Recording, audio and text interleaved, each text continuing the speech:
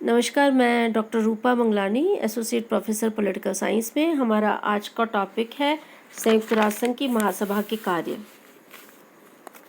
तो संयुक्त राष्ट्र संघ की महासभा एक महत्वपूर्ण अंग है। हम जानते हैं कि संयुक्त राष्ट्र संघ के 6 अंग हैं: महासभा, सुरक्षा परिषद, न्यास परिषद, सचिवालय, आर्थिक और सामाजिक परिषद और अंतर्राष्ट्रीय न्यायालय। तो ये संयुक्त राष्ट्र संघ के सबसे प्रमुख अंगों में से एक है महासभा, और इसे मानव समाज की चेतना का केंद्र भी कहा जाता है। विश्व की लघु संसद की भी उपमा दी जाती है। संयुक्त राष्ट्र संघ के समस्त सदस्यों को महासभा में बैठने का अधिकार है। इसका अधिवेशन साधारणतः वर्ष में एक बार होता है और चार्टर के अधिकार क्षेत्र के अंतर्गत सभी विषयों पर विचार करने का अधिकार है। इस संस्था का रूप ह्यूमन पार्लियामेंट या मानव पार्लियामेंट जैसा है। चार्टर के अनुसार सुरक्षा परिषद को कुछ स्वतंत्र रूप से अधिकार प्राप्त हैं, लेकिन संयुक्त राष्ट्र संघ की समस्त अंगों पर महासभा का पर्याप्त अधिकार है। तो महासभा के जो प्रतिनिधित्व के बारे में अगर हम देखें तो महासभा में संयुक्त राष्ट्र संघ के सभी सदस्यों का प्रतिनिधित्व प्राप्त है और हर राष्ट्र को एक मत देने का अधिकार है। यद्यपि हर एक राष्ट्र को अधिकतम 5 प्रतिनिधि भेज सकता है और वो 5 प्रतिनिधि जो हैं बाद में भाग ले सकते हैं, लेकिन वोट देने के समय एक देश एक वोट का अधिकार है।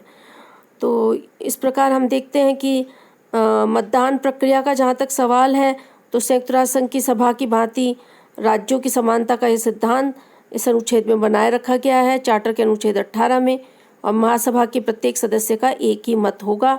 महत्वपूर्ण प्रश्नों पर महासभा के निर्णय में उपस्थित और मतदान करने वाले सदस्यों के 2/3 बहुमत से निर्णय होता है, और अन्य प्रश्न जो महत्वपूर्ण नहीं है उनमें 2/3 बहुमत द्वारा निर्णय किए जाने वाले प्रश्नों के अतिरिक्त प्रवर्गों का निर्धारण भी शामिल है, जिसमें उपस्थित और मतदान करने वाले सदस्यों का साधारण बहुमत से ये मामला निर्धारित होता है।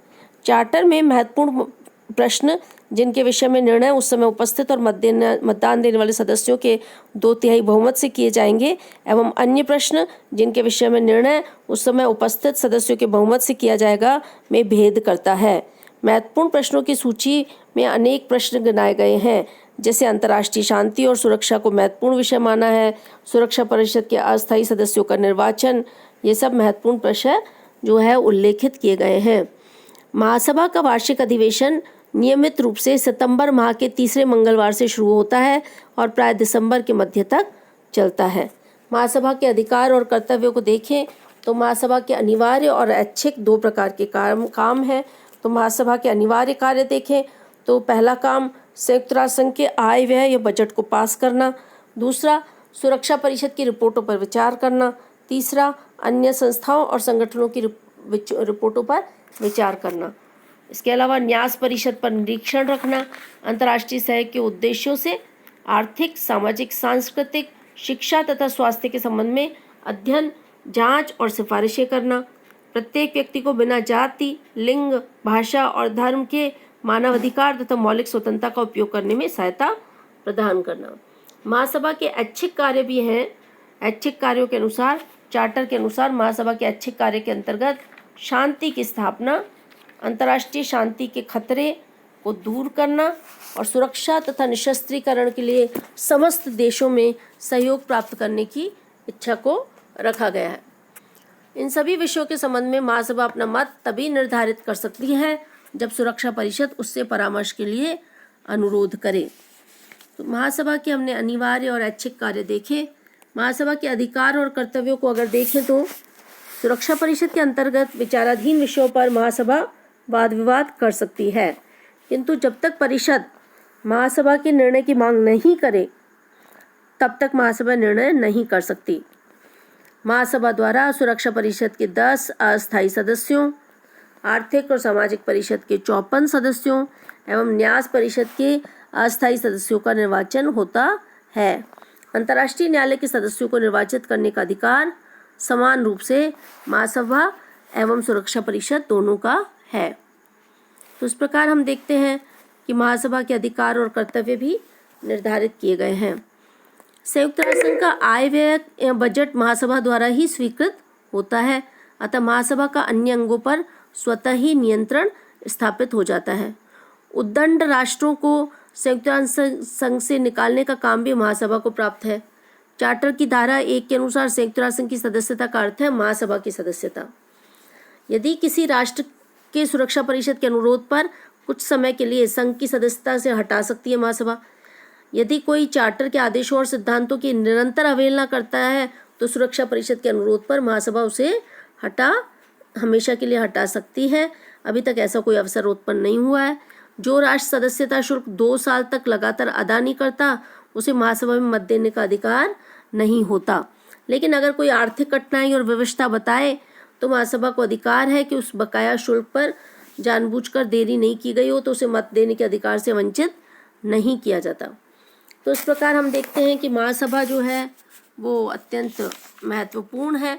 महासभा जो है महासभा के लिए ये कहा जाता है कि 3 नवंबर 1950 का जो विश्व की शांति की स्थापना के लिए और महासभा को उपयोगी बनाने के लिए जो शांति के लिए एकता प्रस्ताव पारित हुआ था उससे महासभा की शक्तियों में बहुत अधिक वृद्धि हुई है। इसीलिए आप 3 नवंबर 1950 को ध्यान रखें।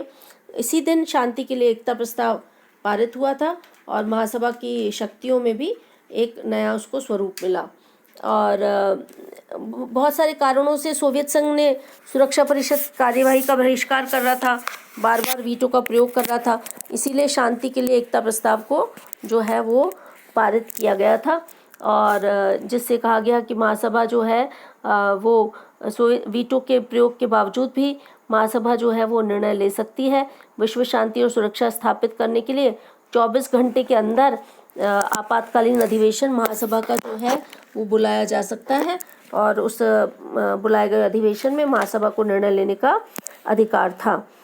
तो इस प्रकार हम देखते हैं कि महासभा की जो शक्तियां हैं वो अपने आप में ये इंगित करती हैं कि संयुक्त राष्ट्र संघ का ये कितना महत्वपूर्ण अंग है और इस महत्वपूर्ण अंग की महत्व को देखते हुए ही इससे जो है जो डेविड बुशमैन ने महासभा को जो है अंतर्राष्ट्रीय संस्था का केंद्रीय अंग का है। आइकिल बर्गर भी कहते हैं कि ये विश्व का उन्मुक्त अंतःकरण है, इसे विश्व का विधानमंडल कहा जाता है। और शांति के लिए एकता प्रस्ताव के बाद महासभा की जो समितियां हैं वो भी मैं आपको बताना चाहूँगी कि महासभा की समितियां जो हैं वो 6 मुख्य समितियां हैं। पहली निशस्त्रीकरण और अंतर्राष्ट्रीय सुरक्षा समिति, दूसरी आर्थिक और वित्त समिति, तीसरी सामाजिक मानवीय और सांस्कृतिक समिति, चौथी विशेष राजनीतिक व औपनिवेशिक स्वाधीनता समिति, 5वीं प्रशासनिक और बजट समिति और 6ठी कानूनी समिति। तो महासभा की प्रतिष्ठा में वृद्धि भी हुई है। महासभा में सभी देशों को प्रतिनिधित्व मिला हुआ है, इसलिए कहा जाता है कि ये जनमत की शक्ति का प्रतिनिधित्व करती है। राज्यों के आपसी विवादों को दूर करने के लिए महासभा द्वारा जो प्रस्ताव पारित किए गए हैं उसका साधारण महत्व है और सुरक्षा परिषद में बार बार वीटो का प्रयोग होता है, इसलिए महासभा ने महत्वपूर्ण भूमिका निभाई है। निषेधाधिकार से उत्पन्न गतिरोध को दूर करने के लिए ही पहले छोटी असेंबली या छोटी सभा बनाई गई थी और बाद में शांति के लिए एकता प्रस्ताव पारित किया गया। इन दोनों घटनाओं से महासभा की शक्तियों में वृद्धि हुई। संयुक्त राष्ट्र संघ के सदस्यों में संख्या में निरंतर वृद्धि होती जा रही है, आकार बढ़ता जा रहा है। इसी कारण महासभा, जिसके मूल रूप से 51 सदस्य थे चार्टर में हस्ताक्षर के टाइम, आज 190 से ज़्यादा सदस्य हो चुके हैं, 193 से भी ज़्यादा सदस्य हो चुके हैं। तो महासभा को विश्व का अंतःकरण भी कहा जाता है क्योंकि इसमें मानवीय कल्याण, भोजन, कपड़ा, आवास, स्वास्थ्य सभी समस्याओं पर विचार किया जाता है। आपातकालीन सेना की नियुक्ति के कारण भी महासभा की शक्ति और प्रतिष्ठा में वृद्धि हुई है। तो हम श्लीचर के अनुसार कह सकते हैं कि महासभा की प्रतिष्ठा दिन प्रतिदिन बढ़ती जा रही है। गुडरिच भी कहता है कि महासभा एक सार्वजनिक सभा स्थल ही नहीं बल्कि इसने अपने आप को निर्णय लेने योग्य भी प्रमाणित किया है। तो इस प्रकार हम देख सकते हैं कि महासभा ने संयुक्त राष्ट्र संघ के कई प्रश्नों पर विचार किया है। फिलिस्तीन, यूनान, स्पेन और कोरिया के संबंध में उसने कार्यवाही की बात भी कही है और महत्वपूर्ण निर्णय लिया। संक्षेप में महासभा के महत्व, प्रभाव और शक्ति में निरंतर वृद्धि हुई है। तो आप जो है संयुक्त राष्ट्र संघ की महासभा के संगठन को और इसके कार्यों को, इसके अधिकारों को, इसकी भूमिका को पढ़िए और इस पर तैयार कीजिए। इस पर अक्सर प्रश्न पूछा जाता है। शांति के लिए एकता प्रस्ताव क्या है, महासभा के अधिकार क्या है, ऐच्छिक और अनिवार्य क्या कार्य क्या है, ये सब आपको पढ़ना चाहिए और उस पर तैयार करना चाहिए। तो ये तैयार कीजिए और उस पर कोई दिक्कत आती है तो हम बात करते हैं। धन्यवाद।